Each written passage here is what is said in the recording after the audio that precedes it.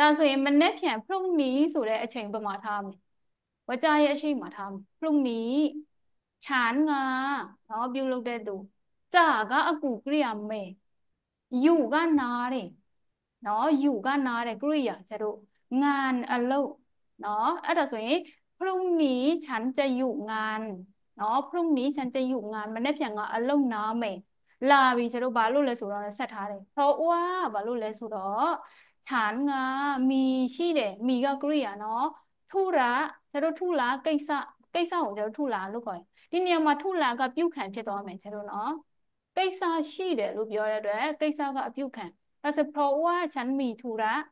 မနေ့ဖြန်ကလုံနာမယ်ဘာလို့လဲဆိုတော့ငါကိစ္စရှိတယ်พรุ่งนี้ฉันจะอยู่งานเพราะว่าฉันมีธุระနော်မနေ့ဖြန်ကလုံနာမယ်ဘာလို့လဲဆိုတော့ငါကိစ္စရှိတယ်ပြောသွားရုံပဲနော်ဒါဆိုကိုပြောချင်တဲ့ပုံစံတွေကိုပြောချင်တယ်လို့ကျတို့ဝေကြောက်မှာထည့်ပြီးပြောသွားလို့ရတယ်နော်မှောင်ဖို့ပြောကြည့်မယ်အတန်ထွက်ဆုံးမယ်พรุ่งนี้ฉันจะอยู่งานมีเพราะว่าฉันมีธุระ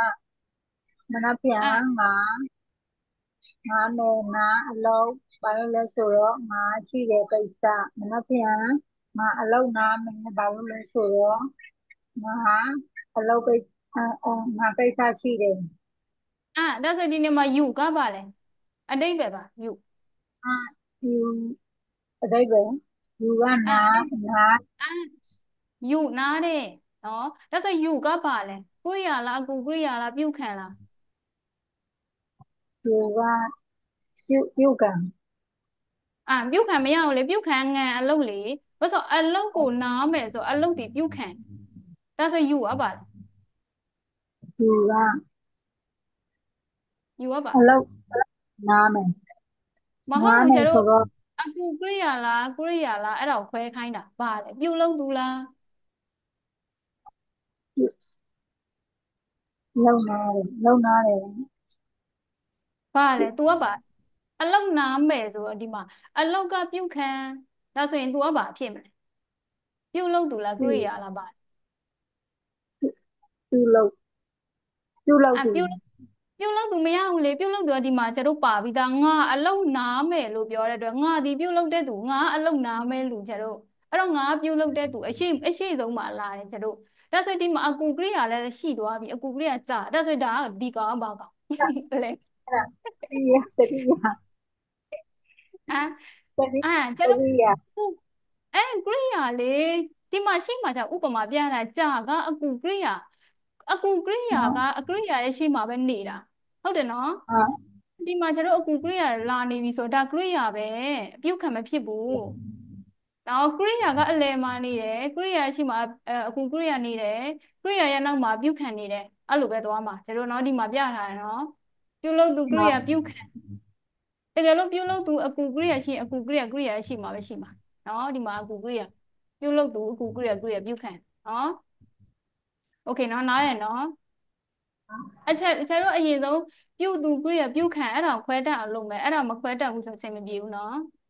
နားလည်အောင်လုပ်မယ်โอเคဒါဆိုရင်မနေ့ဖြန်ကအလုပ်နားမယ်ဘယ်လိုပြောမလဲနောက်ပြန်ငါအလုပ်နားမယ်พรุ่งนี้พรุ่งนี้โยพรุ่งพรุ่งนี้พรุ่งนี้ฉันพรุ่งนี้ฉันอยู่อ่ะพรุ่งนี้ฉันอยู่ဆိုမနေ့ဖြန်ကအလုပ်နားတယ်တကယ်လို့အလုပ်နားမယ်လို့ပြောချင်ပါထည့်မလဲကျတော့พรุ่งนี้ฉันจะอยู่ฉันจะอยู่ဘာဖြစ်လဲအလုပ်နားမယ်မနေ့ဖြန်ကအလုပ်နားမယ်พรุ่งนี้ฉันจะอยู่ไปจะဘာอยู่งาน พรุ่งนี้ฉันจะอยู่งานကိုဖြုတ်လို့မရဘူးဒါဆိုရင်မနေ့ဖြန်ကအလုပ်နားမယ်ဘာလို့လဲဆိုတော့ငါဆေးရုံသွားမလို့ဆိုဘယ်လိုပြောမလဲพรุ่งนี้ฉันจะยุ่งงานเพราะว่าฉันไปไปโรงพยาบาลฉันจะไปโรงพยาบาลจ่าแท้แม่เนาะငါဆေးရုံသွားမယ်လို့ပြောတယ်နော်ฉันจะไปโรงพยาบาลโอเคမမြတ်တကြီးလက်သွားမယ်ဆိုကြည့်မယ်พรุ่งนี้พรุ่งนี้ฉันจะยุ่งงานเพราะว่าฉันมีธุระ မနက်ဖြန်ငါအလုပ်နားမယ်ဘာလို့လဲဆိုတော့ငါကိစ္စရှိလို့ဒါဆိုဒီနေရာမှာမနေ့ဖြန်ငါအလုပ်နားမယ်ဘာလို့လဲဆိုတော့ငါဆရာဝန်သွားပြမလို့ဆိုဘယ်လိုပြောမလဲพรุ่งนี้ฉันจะยุ่งงานเพราะว่าฉันจะไปหาหมออ่าဒါဆိုရင်ဒီနေရာမှာမနေ့ဖြန်ငါကန်းချီသွားမယ်မနေ့ဖြန်ငါအလုပ်နားမယ်ဘာလို့လဲဆိုတော့ငါကန်းချီသွားမလို့พรุ่งนี้ฉันจะยุ่งงานเพราะว่าฉันจะไปทะเลฉันจะไปทะเลဒါဆိုရင်ဒီနေရာမှာကန်းချီကိုအလည်ပတ်သွားမယ်ဆိုจะไปเที่ยวทะเลလို့ပြောလိုက်ရုံပဲနော်နားလည်နော်โอเคနောက်တစ်ခုသွားမယ်ကျတို့ဒီမှာကျတော့ကျတို့ထားဆိုစကားဆက်နဲ့ဒီမှာစကားဆက်ဆိုတာထားမြန်မာလိုရင်ဖတ်မယ်ကျတို့တကယ်လို့မနေ့ဖြန်နေလာလို့အလုပ်မနေ့ဖြန်နေအလုပ်လာလို့ရင်ဒါဆိုဒီနေမှာစကားဆက်နှစ်ခုပါတယ်တကယ်လို့နဲ့ရင်ကောဆိုတာကလည်းစကားဆက်ပဲခုနသင်ရပြီနော်ထားတကယ်လို့ငါမယ်ပေးနင်းကိုလောက်အခါနှစ်ဆငါနင်းကိုလောက်အခါနှစ်ဆပေးမယ်မနေ့ဖြန်နေအလုပ်လာလို့ရင်ငါနင်းကိုလောက်အခါနှစ်ဆပေးမယ်အဲ့လိုမျိုးကျတို့ဒါဆိုရင်တကယ်ဆက်ရင်လာမယ်ထားကျတို့ဒီမှာတတိထားဒီမှာတေချာလေးကြည့်မယ်ကျတို့အချိန်ရဲ့အရှိမစကဆက်ကိုထားမယ်နော်ဒီမှာအချိန်ပြီးမှစကဆက်အရှိကိုထားမယ်အချိန်ပြီးမှစကဆက်လာလို့မရဘူးကျတို့နော်စကဆက်ရင်လာမယ်ပြီးမှအချိန်အဲ့လိုသွားမှာနော်ထားထားတကယ်လို့พรุ่งนี้မနေ့ဖြန်เธอနေมาทำလာလုပ်တဲ့งานအလုပ်ก็ရင်ဒါဆိုဒီတစ်ကြောင်းပြီးသွားပြီถ้าพรุ่งนี้เธอมาทำงานก็တကယ်လို့မနေ့ဖြန်นี้အလုပ်လာလုပ်ရင်နော်ฉันငါจะမယ်နော်ให้ပေးတဲ့เธอနင့်ကိုဒီနေရာမှာနင့်ကိုနော်ค่าแรงဆိုတာလုပ်အားခကိုပြောရကြတော့ค่าแรงဆိုတာလုပ်အားခ2 เท่าဆိုတာ2 เท่าပြော2ဆိုတာ2နော်2 เท่าဆိုတာ2 ဆအဲ့လိုค่าแรง2 เท่าဆိုတာလုပ်အားခ2 ဆแล้วဆိုရင်ถ้าพรุ่งนี้เธอมาทำงานก็ฉันจะให้เธอค่าแรง2 เท่าတကယ်လို့မနေ့ပြန်နေအလုပ်လာလုပ်ရင်ငါနေ့ကိုလုပ်အားက2 ဆပေးမယ်အဲ့လိုမျိုးနော်ဒါဆိုရင်ဒီမှာဝကြမှာစကားဆက်နှစ်ခုပါနေတယ်ကျတော့အဲ့လိုဆက်သွားတာတစ်ကြောင်းနဲ့တစ်ကြောင်းကြည့်သွားမယ်ကျတော့နော်โอเคမမို့ဆိုမယ်ถ้าถ้าพรุ่งนี้เธอมาทำงานก็ฉันจะให้เธอค่าแรงสองเท่า2 เท่าမဟုတ်2 เท่าสองเท่าสอค่าแรงสองเท่างเท่าบาทได้ไหมค่าแรงสองเท่าได้ไหมบาทอ่าเราเราอาการมาสักอ่า2 เท่ากับ2 ဆတကယ်လို့ဒီနေရာမှာ3 เท่าဆို3 ဆအဲ့လိုပြောသွားလို့ရတယ်ခါတယ်ဆိုလောက်အားကနော်โอเคမမြတ်တကြီးဆိုကြည့်မယ်ถ้าพรุ่งนี้เธอมาทำงานก็ฉันจะให้เธอค่าแรง2 เท่าโอเคနောက်တစ်ခုသွားမယ်โอเคနောက်ခဏလေးနော်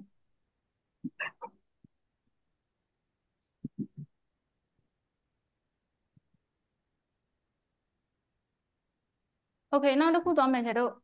ငါပြောသူ့ကိုပြီးပြီငါသူ့ကိုပြောပြီးပြီနော်ဒါပေမဲ့သူနားမထောင်ဘူးဒီဝကြကိုဒါပေမဲ့ဆိုတဲ့စကားဆက်နဲ့ဆက်ထားတယ်နော်ฉันငါပြုတ်လုပ်တဲ့သူဘောပြောတယ်ကရိယာပြုတ်ခံပါเขาငါသူ့ကိုပြောတာဆိုတော့ तू ကပြောခံရတာကျတော့အဲ့တော့ဒီနေရာမှာ तू ကပြုတ်ခံနော်ฉันบอกเขาငါသူ့ကိုပြောတယ်แล้วဆိုတာဒီနေရာမှာပြီးစီးကြောင်းတက်လိုက်တာแล้วပြီးပြီနော်ฉันบอกเขาแล้วငါသူ့ကိုပြောပြီးပြီနော်แต่ဒါပေမဲ့เขาตูไม่ฟันไม่ฟังนะမထောင်ဘူးနော်ฉันบอกเขาแล้วငါသူ့ကိုပြောပြီးပြီဒါပေမဲ့เขาไม่ฟังသူနားမထောင်ဘူးဆက်သွားတယ်နော်ဒီမှာแต่နဲ့ဆက်သွားတာโอเคနော်မမို့ပြောကြည့်မယ်ฉันบอกเขาแล้วแต่เขาไม่ถามเขาไม่ฉันบอกถามอ่า งานที่งานตู้ကိုပြောပြီးပြီဒါပေမဲ့သူနားမထောင်ဘူးအဲ့ဆိုဒီနေရာမှာငါတထေးကိုပြောပြီးပြီဘယ်လိုပြောမလဲငါတထေးကိုပြောပြီးပြီငါသူကိုပြောပြီးပြီฉันบอกฉันบอกฉันบတန်းอกပေါ့นายจ้างแล้วနိုင်ကျန်းသမကျောင်းနိုင်လဲရတယ် เจ้านายเจ้านายบูบีပြရတယ်ကျတော့ပြောฉันบอกเจ้านายฉันบอกเจ้านายแล้วแต่เขาไม่ฟังเขาไม่ฟังဒါဆိုရင်ဒီနေရာမှာเขาไม่ငါတထေးကိုပြောပြီးပြီဒါပေမဲ့ तू နားမလည်ဘူးဘယ်လိုပြောမလဲคือน้ำมันเลวเขาเขาฉันบอกเจ้านายแล้วแต่เขาไม่เข้าใจไม่เข้าใจเนาะฉันบอกเจ้านายแล้วแต่เนาะเขาไม่เข้าใจ तू နားမလည်ဘူးโอเคเนาะโอเคမမြတ်တကြီးပြောကြည့်မယ်ฉันบอกเขาแล้วแต่เขาไม่ฟังตู้ပြောပြီးပြီဒါပေမဲ့သူနားမထောင်ဘူးโอเคဒါဆိုရင်ငါဒီနေရာမှာငါခေါင်းဆောင်ကိုပြောပြီးပြီဒါပေမဲ့ तू နားမထောင်ဘူးฉันบอกหัวหน้าแล้วแต่เขาไม่ฟังဒါဆိုဒီနေရာမှာငါတငယ်ချင်းကိုပြောပြီးပြီဒါပေမဲ့ तू မလုပ်ဘူးဘယ်လိုပြောမလဲฉันบอกเพื่อนแล้วแต่เขาไม่ทเขาไม่ฟังอ๋อโอเคအဲ့လိုမျိုးကျွန်တော်ပြောသွားလို့ရတယ်เนาะဒါဆိုရင်ကြည့်ထားမယ်ထားစကားချက်ကိုအရှိမထားမယ်ပြီးမှအချိန်လာမယ်เนาะပြီးရင်ဘယ်လိုဆက်သွားလဲဒီမှာကောဆိုစကားဆက်နဲ့လည်းဘယ်လိုဆက်သွားလဲဒီမှာကျွန်တော်ဥပမာကြည့်သွားမယ်เนาะโอเคနောက်တစ်ခုသွားမယ်ကျွန်တော်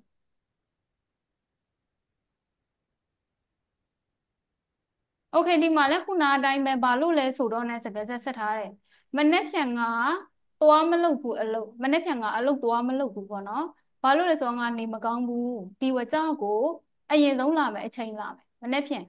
พรุ่งนี้မနေ့ဖြန်ဟောฉานงาဟောไม่ညင်းတယ်ไม่ไปทำไปทำก็กริยไม่ไปทำဆိုတော့သွားမလုပ်ဘူးงานအလုပ်ဒါဆိုရင်พรุ่งนี้ฉันไม่ไปทำงาน မနေ့ပြန်ကအလုပ်တော့မလုပ်ဘူးဒါတကြောင်ကျတော့အဲ့ဒါအောင်မှကျတော့ဘာလို့လဲဆိုတော့စကယ်ဆက်နဲ့ဆက်ထားတယ်เพราะว่าဘာလို့လဲဆိုတော့เนาะฉานงาไม่สบายနေမကောင်းဘူးเนาะไม่สบายဆိုကျတော့နေမကောင်းဘူးสบายဆိုရင်နေကောင်းတယ်ไม่สบายဆိုနေမကောင်းဘူးฉันไม่สบายงานနေမကောင်းဘူးအဲ့တော့ကျတော့พรุ่งนี้ฉันไม่ไปทำงานเพราะว่าฉันไม่สบายမနေ့ပြန်ကအလုပ်တော့မလုပ်ဘူးဘာလို့လဲဆိုတော့ငါနေမကောင်းဘူးအဲ့လိုမျိုးလေးပြောသွားမယ်โอเคနောက်မှမိုးပြောကြည့်မယ်พรุ่งนี้ฉันไม่ไปทำงานเพราะว่าฉันไม่สบายนักเรียนงาลงตัวบูบาลงဆိုတော့ငါနေမကောင်းဘူးโอเคဒါဆိုရင်ဒီနေရာမှာမနေ့ဖြန်ကအစည်းအဝေးသွားအစည်းအဝေးမသွားဘူးဘာလို့လဲဆိုတော့ငါနေမကောင်းဘူးဘယ်လိုပြောမလဲนักเรียนငါဒီလိုพรุ่งนี้ฉันไม่ประชุมမိတ်ပလက်ချိုးဆိုရင်အစည်းအဝေးမဟုတ်ဘူးအဲ့လိုဖြစ်နေတယ်မိတ်ပလက်ချိုးမိတ်ပိုင်ပလက်ချိုးမှာအစည်းအဝေးမသွားဘူးพรุ่งนี้ฉันไม่ไปประชุมเพราะว่าฉันไม่สบายโอเคနော်အဲ့လိုပြောသွားရုံပဲနော်ကိုကြက်ထားတဲ့စကားစုလေးတွေဒီမှာဖြည့်ဆွက်ပြီးကိုပြောချင်တယ်လို့ပြောသွားလိုက်လို့ရတယ်နော်ဒါဆိုရင်ကျတို့သိသွားပြီဘယ်လိုစီရလဲနော်โอเคအရန်တော်တယ်โอเคမမြတ်တင်ကြီးသွားမယ်မနေ့ဖြန်พรุ่งนี้ฉันไม่ไปทำงานเพราะว่าฉันไม่สบายนับพนักงานလုပ်သွားမလုပ်ဘူးဘာလို့လဲဆိုတော့ငါနေမကောင်းလို့ဒါဆိုရင်မနေ့ဖြန်ငါစက်ရုံမသွားဘူးဘာလို့ဆိုငါနေမကောင်းဘယ်လိုပြောမလဲพรุ่งนี้ฉันไม่ไปโรงงานเพราะว่าฉันไม่สบายမနေ့ဖြန်ငါကုမ္ပဏီမသွားဘူးဘာလို့ဆိုငါနေမကောင်းဘယ်လိုပြောမလဲพรุ่งนี้ฉันไม่ไปบริษัทเพราะว่าฉันไม่สบายโอเคအရန်တော်ရယ်နော်အဲ့လိုပြောသွားလိုက်လို့ရတယ်နော်โอเคနောက်တစ်ကြောင်းဆရာတို့တကယ်လို့မနေ့ဖြန်နေလာမလုတ်အလုတ်နေအလုတ်လာမလုတ်ရင်ပေါ့နော်ပိတ်ဆံဖြတ်မယ်ငါနေ့ကိုပိတ်ဆံဖြတ်မယ်ပေါ့ငါပိတ်ဆံဖြတ်မယ်နော်မနေ့ဖြန်နေအလုတ်လာမလုတ်ရင်ငါပိတ်ဆံဖြတ်မယ်ဆိုရင်အရင်ဆုံးစကယ်ဆက်ထားတကယ်လို့အရင်လာမယ်พรุ่งนี้မနေ့ဖြန်အချိန်နော်เธอนี่ไม่มาทำလာမလုတ်งานအလုတ်ไม่มาทำงานဆိုအလုတ်လာမလုတ်နော်ကောဆိုရင်ခြานงาหักဆိုတာကဖြတ်တာကျတို့ဖြတ်တောက်တာหักနော်หักဆိုဖြတ်တာဥပမာကျတို့ပိတ်ဆံဖြတ်တယ်ဆိုหักตังနော်หักตังဆိုပိတ်ဆံဖြတ်တယ်အဲ့တော့ပိတ်ဆံဖြတ်မယ်ဆိုရင်จะหักตังနော်จะหักตังဆိုပိတ်ဆံဖြတ်မယ်နော်အဲ့လိုပြောသွားလိုက်လို့ရတယ်ถ้าพรุ่งนี้เธอไม่มาทำงานก็ฉันจะหักตังค์งานนี้ကိုပိတ်ဆံဖြတ်မယ်တကယ်လို့နေ့ကိုလစာဖြတ်မယ်ဆိုရင်พรุ่งนี้ เธอไม่มาทำงานก็ฉันจะหักเงินเดือนล่าสัตว์อ่ะหลุดเดียวตัวอะไรด้วยอ่ะเนาะโอเคมอมูเบียวไหมถ้าถ้าพรุ่งนี้เธอไม่มาทำงานก็ฉันจะหักสามห้ามหูจะโดนเดือนหักตัวหักเพี้ยเต้าหักตังค์หักห้ามหูตังค์อ่าหักหักหักอะไรเนาะหักตังค์ไปสับใช่ไหมเนาะโอเคหักมอมีอะไรถ้าพรุ่งนี้เธอไม่มาทำงานก็ฉันจะหักตันฉันจะหักตังค์อันนี้กูไปสับใช่ไหมအဲ့တကယ်လိုမျိုးလေးလို့ကျွန်တော်ပြောသွားနိုင်လို့ရတယ်အဲပြောကြည့်မယ်မြန်မာလိုတကယ်လို့ တကယ်လို့မနက်ဖြန်နေအလုပ်လာမလုပ်ရင်ငါပတ်စံဖြတ်မယ်ငါပတ်စံဖြတ်မယ်အဲ့လိုပြောသွားလိုက်လို့ရတယ်โอเคနောက်တစ်ခုသွားမယ်ကျတို့เนาะဒါဆိုသိပြီเนาะဘယ်လိုစီရလဲစာကြောင်းเนาะကြည့်သွားမယ်အချိန်ဘယ်လိုလာလဲစကားဆက်ဘယ်လိုလာလဲโอเคနောက်တစ်ခုသွားမယ်ကျတို့ဒီမှာကကြတော့စကားဆက်ถือแม้ว่าဆိုစကားဆက်သူ့ရဲ့အဓိပ္ပာယ်ကကျတို့ရင်တောင်မှဥပမာကျတို့ငါနေမကောင်းရင်တောင်မှငါအလုပ်လုပ်ရမယ်ဒါပေမဲ့ထိုင်းတွေမှာဆိုရင်ကျတို့မြန်မာမှာဆိုရင်ဘောနော်ငါနေမကောင်းရင်တောင်မှငါအလုပ်လုပ်ရမယ်အဲ့လိုပြောတယ်ဒါပေမဲ့ထိုင်းတွေကကျတော့ငါနေမကောင်းရင်တောင်မှဒါပေမဲ့လေထည့်ပေးတယ်သူတို့ကဒါပေမဲ့ငါအလုပ်လုပ်ရမယ်အဲ့လိုပြောတယ်နော်သူတို့ကနော်ဒါဆိုရင်ရင်တောင်မှကိုถือแม้ว่าရင်တောင်မှฉันငါไม่สบายနေမကောင်းဘူး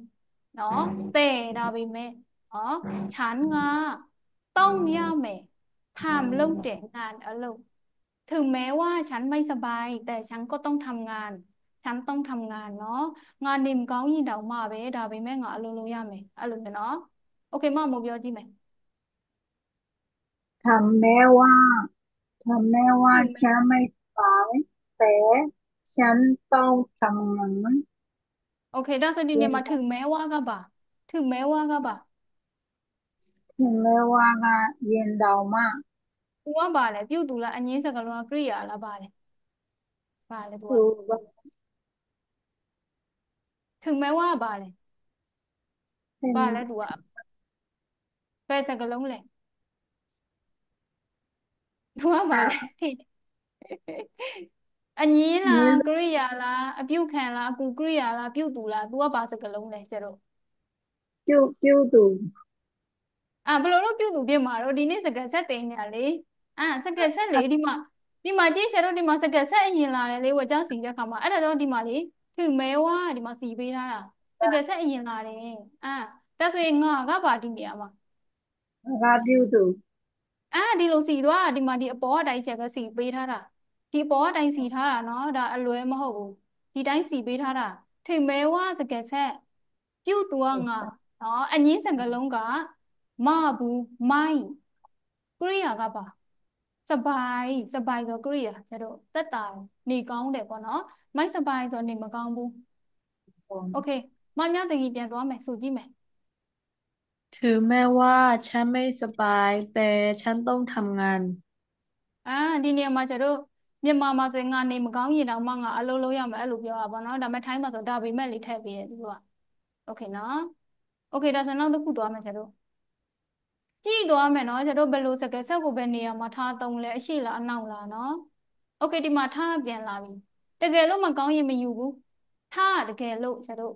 မိုင်းဒီဆိုမကောင်းဘူးနော်မိုင်းဒီဆိုမကောင်းဘူးကောဆိုရင်မကောင်းရင်ပေါ့မိုင်းဒီကောဆိုကျတော့မကောင်းရင်မိုင်းအောင်မယူဘူးထားမိုင်းဒီကောမိုင်းအောင်အဲ့လိုပြောသွားမယ်နောက်တစ်ခုကျတော့တကယ်လို့များသူလာရှာရင်ဆိုရင်ถ้าเกิดว่าတကယ်လို့များเขาตูมาหาราชาတယ်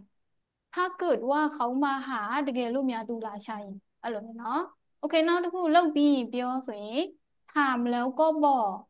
เนาะถามလောက်တယ်แล้วก็ပြီးရင်บอกပြောถามแล้วก็บอกလောက်ပြီးရင်ပြောတို့เนาะโอเคနောက်တစ်ခုငါကြိုက်တယ်ဒါပေမဲ့ငါမယူဘူးဆိုရင်ฉันငါชอบကြိုက်တယ်แต่ว่าဒါပေမဲ့ฉันငါไม่เอาไม่อยู่ဘူးฉันชอบแต่ว่าฉันไม่เอาငါကြိုက်တယ်ဒါပေမဲ့ငါမယူဘူးเนาะโอเคမမို့ဆိုကြည့်မယ်ถ้าไม่ดีก็ไม่เอาแต่แกโลมะกองอย่างเงี้ยมันอยู่บูถ้าเปลว่าเขามาหามาหามาหาแต่แกมาหาแก ကယ်อืလို့များมသူလာရှာရင်ทำแล้วก็บอกแล้วပြီးရင်ပြောฉันชอบแต่ว่าฉันไม่เอาငါကြိုโอက်တယ်เคဒါပေမဲ့ငါမယူဘူးโอเคဒါဆိုရင်ဒီအရှိဆုံးဝကြမှာစက်ကပဲစကလုံးလဲစကားစက်ကတကယ်လို့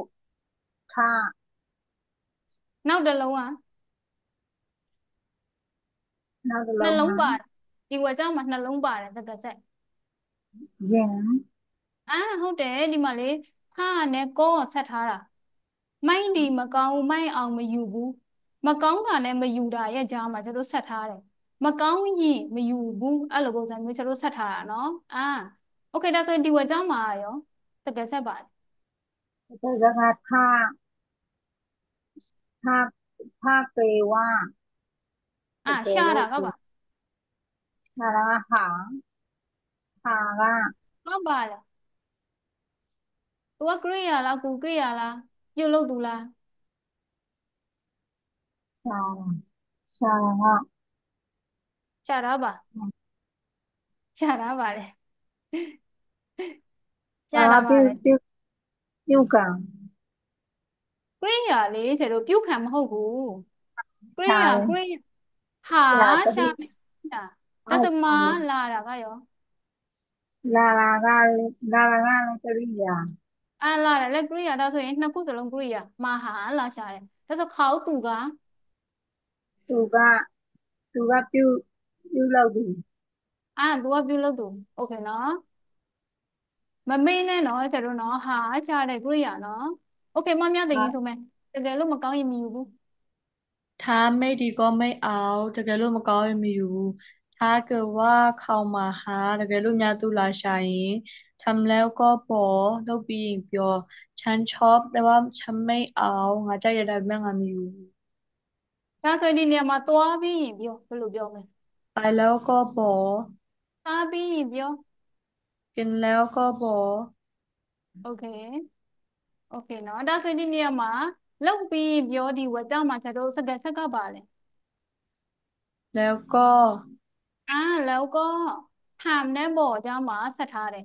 လုံပြီးရင်ပြောအဲ့လိုမျိုးဆက်ထားတာနော်โอเคဒီဝက်จ้าหมาရောဒါတို့စကားဆက်ပါတယ်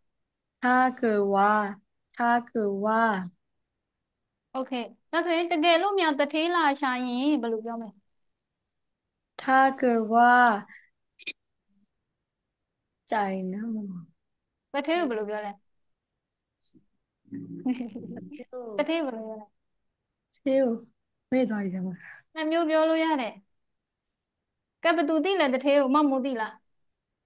เจ้านายကျောင်းနိုင်နောက်တစ်မျိုးနှစ်မျိုးပြောလို့ရတယ်เจ้านายကျောင်းนายနိုင်နဲ့ပါလဲจ้างအာနိုင်นายจ้างကျန်းဒါဆိုရင်ဒီနေရာမှာကျောင်းနိုင်နဲ့နိုင်ကျန်းပဲဟာသုံးများလဲဆိုတော့ကျောင်းနိုင်သုံးများတယ်ဥပမာကျတော့တထေးကိုကျောင်းနိုင်ခါအဲ့လိုမျိုးခေါ်မယ်နိုင်ကျန်းခါအဲ့လိုမျိုးမပြောဘူးနိုင်ကျန်းဆိုတော့အလုံးရှင်ကိုပြောတာကျတော့ဒီတိုင်းအလုံးရှင်ဆိုတဲ့ဂုံပုတ်ကိုထားတာဒါပေမဲ့ကျတော့ဒီတိုင်းတထေးရေးပါညာအဲ့လိုပြောမယ်ဆိုရင်ကျောင်းနိုင်ခါနိုင်ခါလို့လည်းရတယ်နိုင်တစ်လုံးနဲ့လည်းရတယ်နော်အဲ့ဒါဆိုရင်ကျောင်းနိုင်ဆိုတော့ပို့ပြီးပြောများတယ်โอเคမများတကယ်ပြောကြည့်မယ်ဒါဆိုရင်တကယ်လို့များတထေးလာရှာရင် ถ้าเกิดว่าเจ้านายมาหาဒါဆိုတကယ်လို့များတထေးငါ့ကိုလာရှာရင်ဘယ်လိုပြောမလဲถ้าเกิดว่าเจ้านายมาหาฉันอ่าถ้าเกิดว่าเจ้านายมาหาฉันโอเคမမို့ပြောမယ်တကယ်လို့များတထေးငါတို့ကိုလာရှာရင်ဘယ်လိုပြောမလဲถ้าแต่ว่าเจ้านายมาหามาโรงพวกพวกฉันพวกเราพวกพวกฉันพวกเราพวกฉันติดမပြောဘူးเนาะฉันဆိုတာငါမှန်တယ်เราဆိုတာလည်းငါပဲဒါပေမဲ့พวกฉันติดမပြောဘူးเนาะพวกเราပဲပြောတယ်ငါတို့ငါတို့เราငါတို့พวกเราငါတို့เนาะโอเคအဲ့လိုမျိုးပြောသွားလို့ရတယ်โอเคမပြောကြည့်မယ်စားပြီးပြောဘယ်လိုပြောမလဲစားပြီးရင်ပြောပြင်อืมပြင်แล้วบอกစားပြီးရင်ပြော ဒါဆိုမမြတ်တ Pin ကြီးပြောမယ်မှန်သွားပြီနော်กินแล้วก็บอกမမြတ်တကြီးပြောမယ်ဒီနေရာမှာငါယူတယ်ဒါမဲ့ငါမကြိုက်ဘူးဘယ်လိုပြောမလဲ ฉันเอาแต่ว่าฉันไม่ชอบอ่าฉันเอาแต่ว่าฉันไม่ชอบโอเคเนาะဒီလိုမျိုးပြောသွားလို့ရတယ်เนาะโอเคနောက်တစ်ခုသွားမယ်ကျတော့ကျတော့ကြည့်သွားမယ်เนาะဘယ်စကားဆက်ကိုဘယ်နေရာမှာထားသုံးလဲကြည့်သွားမယ်ဒီနေရာမှာကျတော့စကားဆက်ကပါလဲငါအထင်တော့မကောင်းဘူးသူသိလဲထင်တာကတွေးတာကတော့မအထင်တော့လို့လဲရเรียกว่า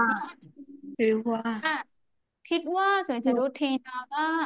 တွေးတာကအထင်တော့လို့လဲရတယ်ဒီနေရာမှာကျတို့ငါအထင်တော့မကောင်းဘူးငါထင်တာကတော့မကောင်းဘူးအဲ့လိုမျိုးကျတို့မှတ်ချက်ပေးတဲ့အခါမှာသုံးမယ်ฉันငါคิดว่าအထင်တော့ไม่ดีမကောင်းဘူးฉันคิดว่าไม่ดีငါအထင်တော့မကောင်းဘူးပေါ့နော်โอเคနောက်တစ်ခုအမှန်တော့ငါမသိဘူးဒီစာကြောင်းမှာစကားဆက်ကပါလေဘယ်သူသိလဲအမှန်တော့အမှန်တော့โอเคเนาะဒါဆိုရင်จริงๆแล้วအမှန်တော့ฉันငါไม่รู้မသိဘူးအမှန်တော့ငါမသိဘူးโอเคเนาะနောက်တစ်ခုကျတော့သွားမှာလားမသွားဘူးလားไป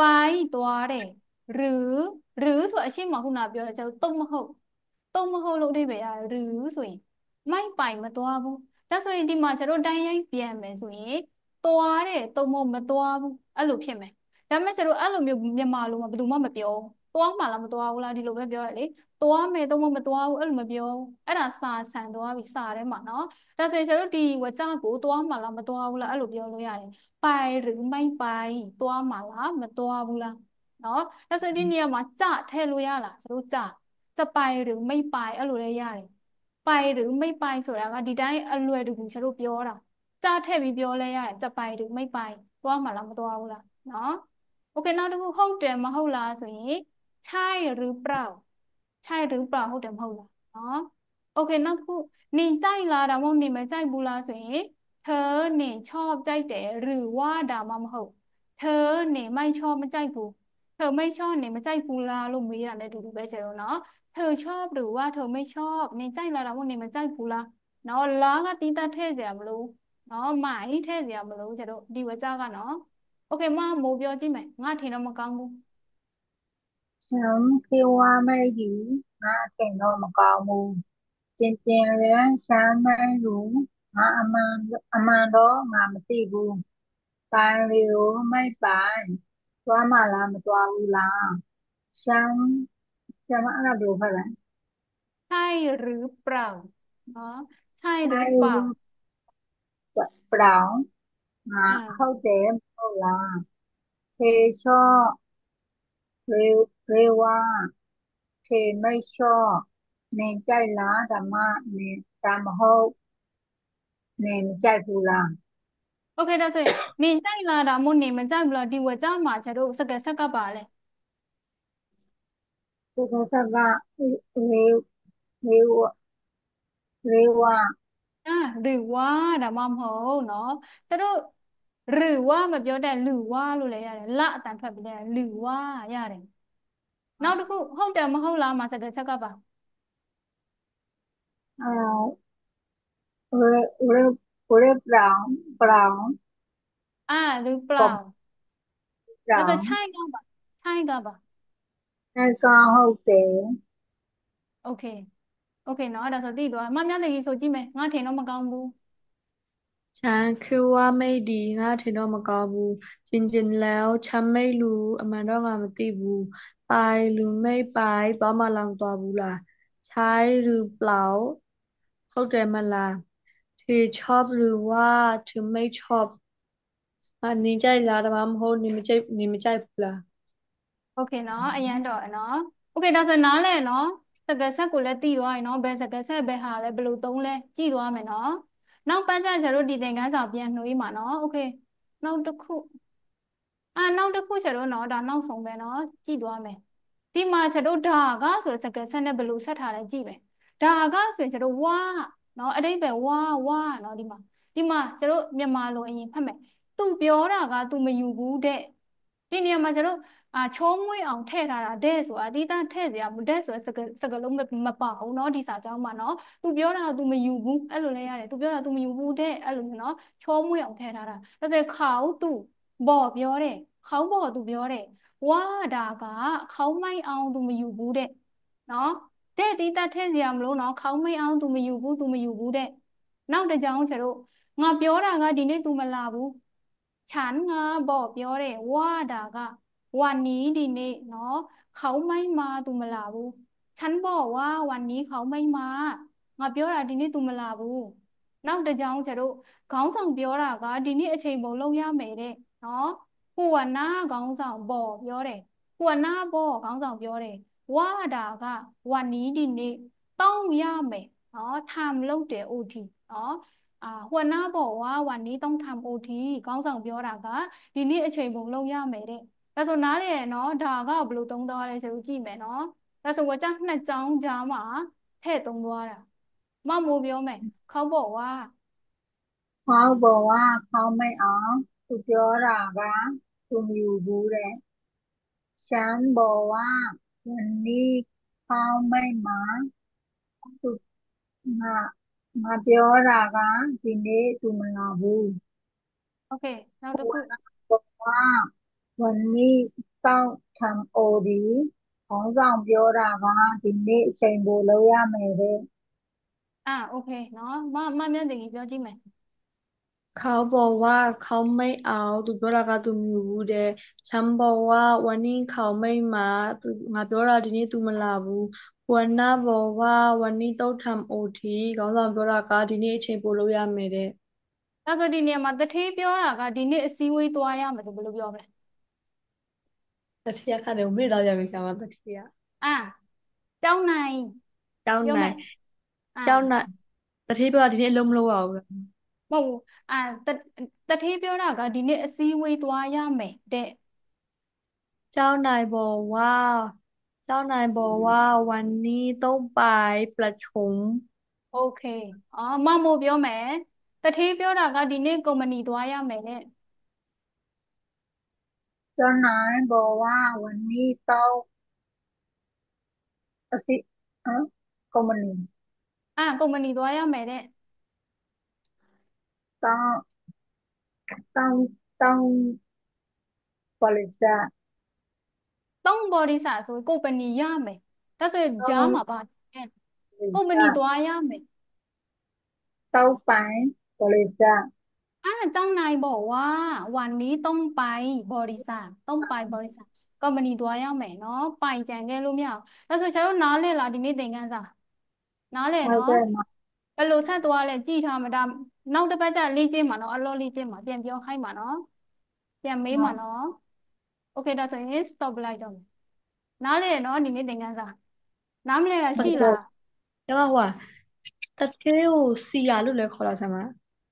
စီရဆိုကျွန်တော်တို့အင်္ဂလိပ်စလုံးယူထားစီနီယာကြားဘူးလားစီနီယာဟုတ်အဲ့ဒီစကားလုံးယူထားအဲ့တော့ထိုင်းလို့စစ်စစ်ဆိုရင်ကျွန်တော်ကျောင်းနိုင်ကျန်းထောက်ကဲအမျိုးမျိုးရှိတယ်ပေါ့ဒါပေမဲ့အများစုသုံးတာကကျောင်းနိုင်ကျန်းဆိုအလုံးရှင်ထောက်ကဲလို့လည်းသုံးတယ်ဟီယာလို့အများကြီးပဲကျွန်တော်ဒါကကျတော့ဒီတိုင်းပါဇက်ခေါ်ပေါ့နော်ဒီတိုင်းရက်ကွက်ထမှာဒီတိုင်းပြောခေါ်တာပေါ့နော်ကြေးလို့လည်းသုံးတယ်အများကြီးပဲဒါပေမဲ့အဲ့လိုမျိုးအများကြီးလိုက်ယူလို့မရဘူးအတိအကျကျွန်တော်စာထဲမှာဆိုရင်ကျောင်းနိုင်ကျန်း